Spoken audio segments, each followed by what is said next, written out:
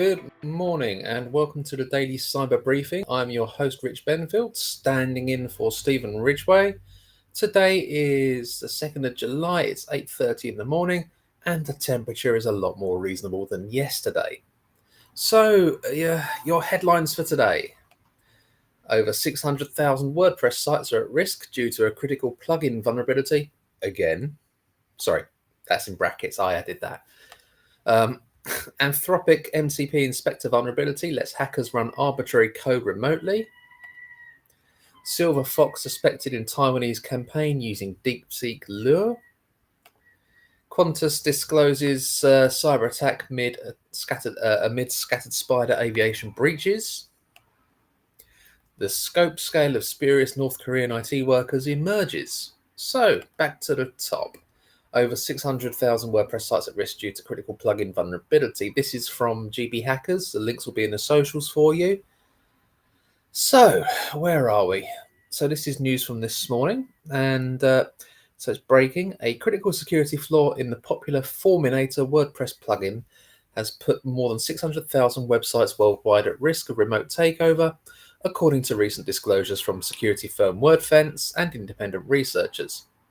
The vulnerability, tracked as CVE 2025-6463, is rated 8.8 high and allows unauthenticated attackers to delete arbitrary files from affected servers, potentially leading to full site compromise. The flaw exists in all Forminator versions up to and including 1.44.2. It stems from insufficient validation in the plugin's handling of file deletions during form submission processing. Attackers can craft a form submission containing a malicious file path. When the submission is deleted, either manually or by an admin or automatically by plugin settings, the reference file is also deleted.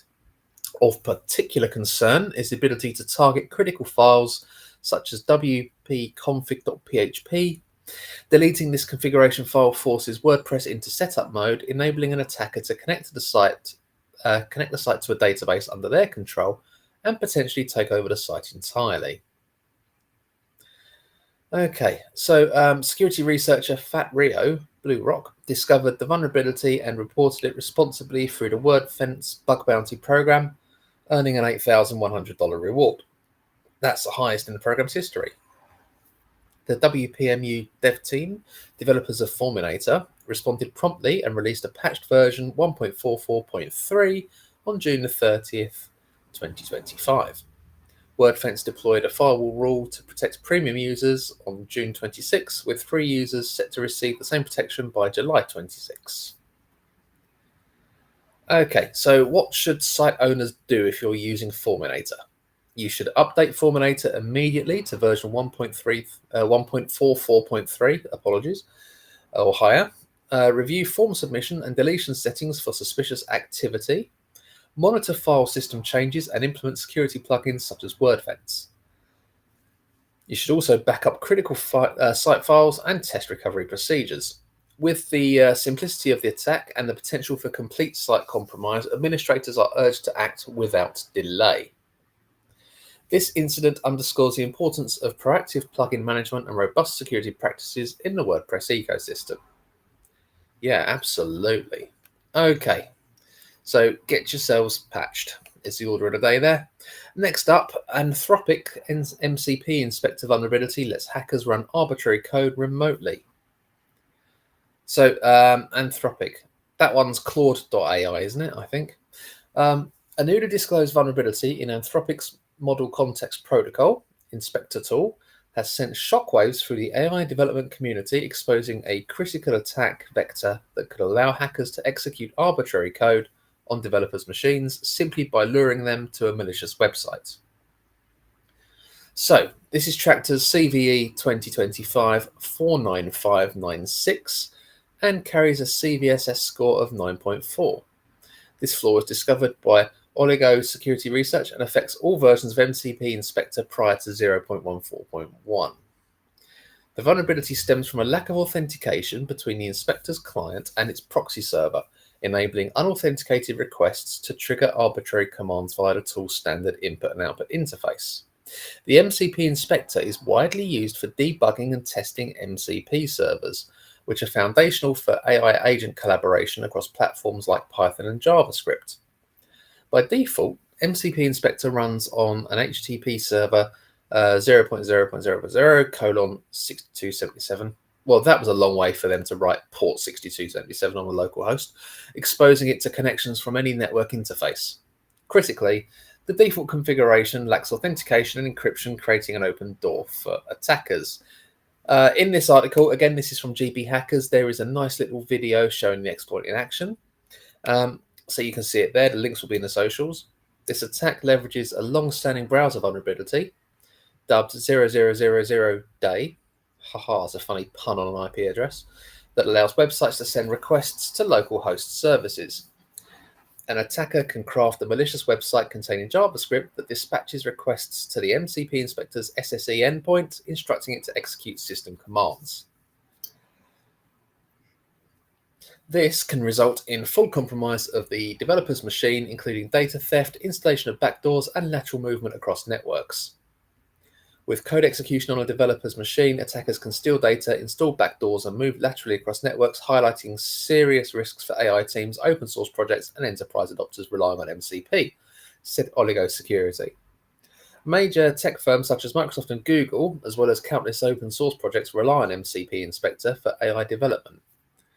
Researchers identified several internet-facing MCP Inspector instances, confirming the real and immediate risk of remote code execution for both individuals and organizations. Anthropic's security team responded rapidly, releasing version 0.14.1 on June 13, 2025. The update introduces session token-based authentication and strict origin checks to block unauthorized requests and mitigate CSRF attacks. Users are strongly urged to upgrade to version 0.14.1 or later immediately, as no effective workarounds exist for the earlier version. This incident underscores the importance of secure defaults and the risks associated with local host exposed developer tools. Developers and organizations must ensure their MCP Inspector installations are updated and never exposed to untrusted networks. As the AI ecosystem matures, robust security practices are essential to provide the integrity of critical development infrastructure. Okay, so long and short of it is, there's a patch. Go do it. Next up, Silver Fox suspected in Taiwanese campaign using DeepSeek lure. The attack uses sideloading to deliver a variant of the popular ghost rat malware and lures victims by posing, among other things, as a purported installer for DeepSeek's LLM. So this is a Chinese language cyber espionage campaign, and it's using the promise of an installer for DeepSeek's R1 large language model to infect systems of targeted Taiwanese citizens with malware, the latest cyber attack to use popular software in the region as a lure. The attack, likely conducted by the China-linked cyber espionage group Silver Fox, targets Chinese speakers with phishing pages and installers written in Mandarin that promise to install popular software and services, such as the Sugu search engine, WPS Office Productivity Suite, and DeepSeek's LLM. Users who run the fake installers will get the software, but also have their system compromised by Sanebox Rat, a variant of the open-source Ghost Rat rootkit. Overall, the attack has had some success, but does not seem to be targeting any particular organization, says Netscope. Silver Fox's MO is to target Taiwanese organizations and individuals, he says. Using fake installer software is something we've seen going on for as long as I've been in cybersecurity. It's just one of those techniques that seems to always find some victims, and so you see the adversaries just continue to use them. The latest campaign takes advantage of the rising popularity of DeepSeek's efficient R1 large language model, which garnered significant attention when the company released a chatbot in January. Within a few weeks, threat actors were already using interest in the AI chatbot for phishing attacks and seeding fake ads for the AI technology with malware. Okay. For the most part, the Silver Fox Group focuses on espionage, but they occasionally conduct financially motivated operations both for profit and as operational cover, experts say. The group gravitates towards using vulnerable drivers and dynamic link libraries.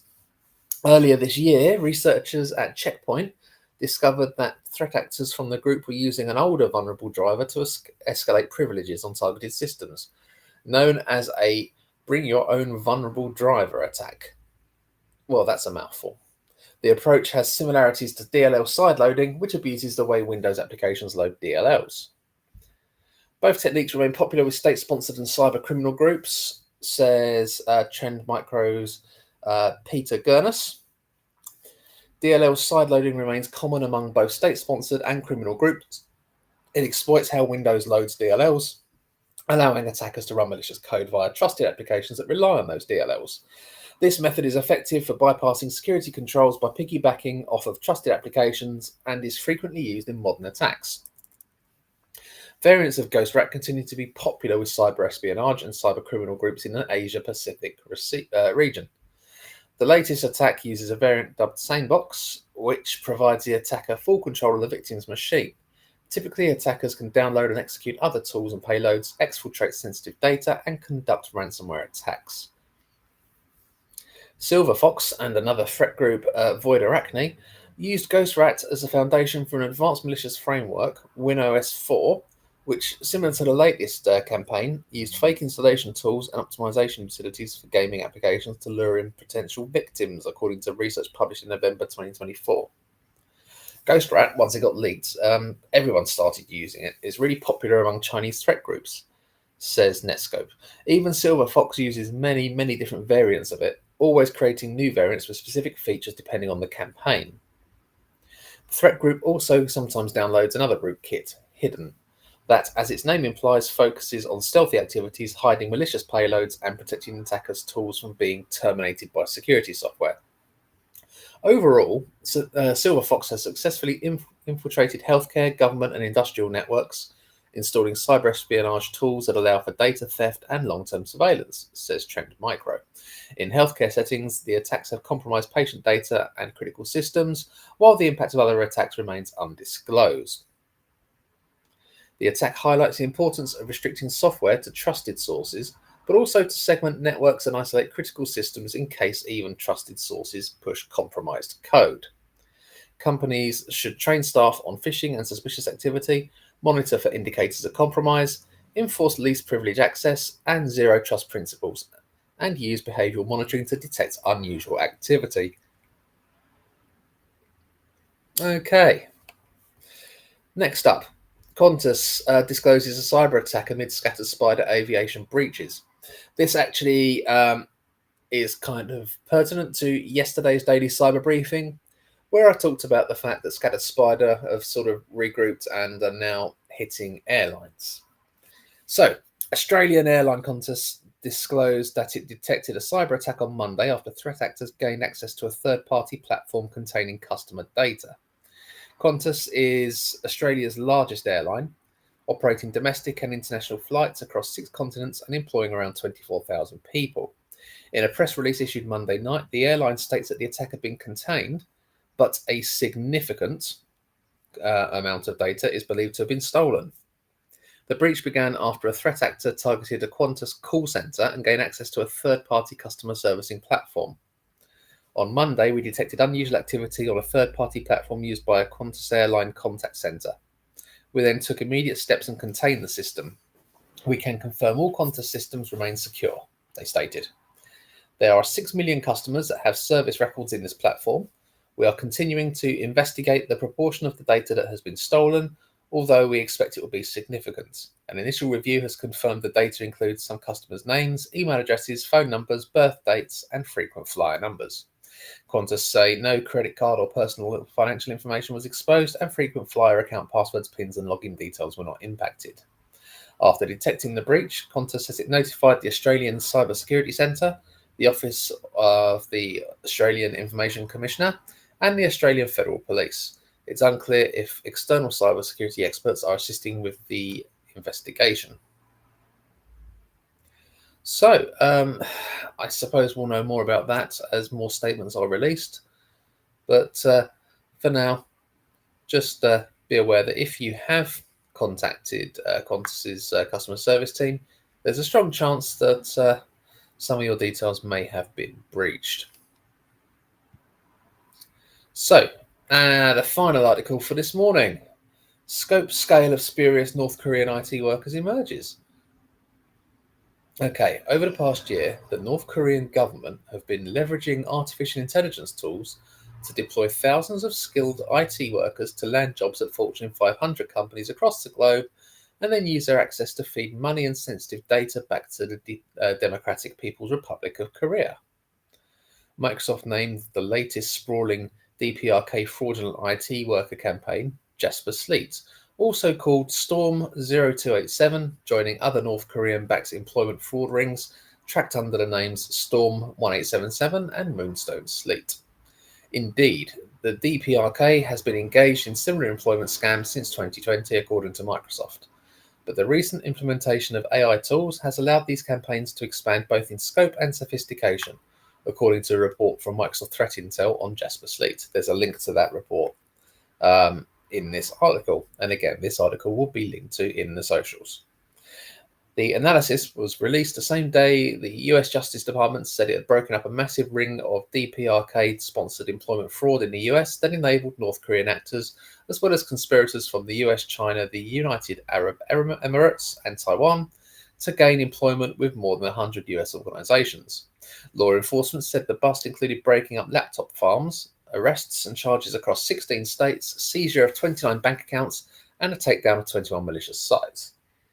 The Justice Department said that the fake IT workers' paychecks, along with any data they could steal, was sent back to North Korea in a scheme to evade global sanctions, totaling about $3 million in losses for US organizations.